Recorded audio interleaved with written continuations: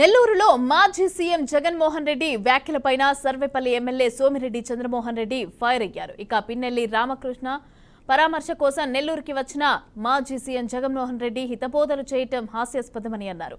YCP 5 ఏళ్ల పాలనలో చాలా దుర్మార్గాలకు పాల్పడ్డారని ఆరోపించారు. కాబట్టే ఈ రోజు పాపాలకు ప్రాయశ్చిత్తం అనుభవిస్తున్నారని విమర్శించారు. ముఖ్యమంత్రి వైఎస్ జగన్మోహన్ రెడ్డి నెల్లూరు జైల్లో పిన్నెల్లి రామకృష్ణారెడ్డిని చూడడానికి వచ్చాడు. చాలా హితబోధ చేశాడు. ఆయన అన్ని డోర్ డెలివరీ చేశాడు. డ్రైవర్ సుబ్రహ్మణ్యాన్ని కూడా డోర్ డెలివరీ చేశారు. ఇది పిన్నెల్లి కేసులో ఆ సిఐ మీద చిన్న రాయి అట్టు పడిందంటే ఆయన తలకాయ పగిలింది. కానీ ఈయన మీద చిన్న గులకరాయి పడితే ఆ బిడ్డల్ని తీసుకొని ఇదే నెల్లూరులో జైల్లో పెట్టిన విషయం మాత్రం ఆయనకి గుర్తు రావటం లే.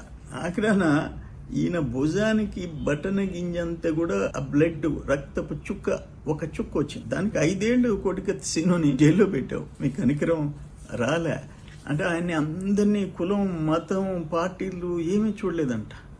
చూడలేదు. ఒక రామోజీ, ఒక అమర్ రాజా, ఒక సంగం డైరీ, ఒక రఘురామకృష్ణరాజు, ఒక అచ్చెన్న, ఆఖరకు చంద్రబాబు నాయుడు గారు, వీళ్ళెవ్వరిని నువ్వు సమానంగా చూసావు. అది అందరికీ తెలిసిన విషయం.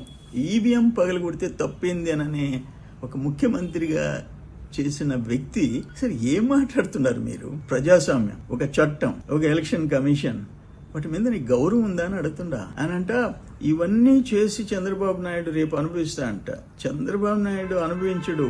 అసలు నీ పార్టీ ఉందా? నువ్వు చేసిన పాపాలకి నీ పార్టీ ఉండదు అంటున్నా నేను. నెక్స్ట్ ఎలక్షన్స్ టైంకి వైసీపీ వైఎస్ఆర్సీపీ పార్టీ అనేది ఉండే ప్రసక్తిలే. దాని సంగతి చూసుకో. నీ పార్టీని నిలబెట్టి దానికి చూసుకో. చంద్రబాబు ఉండేది లేనిది ప్రజలు నిర్ణయించినారు.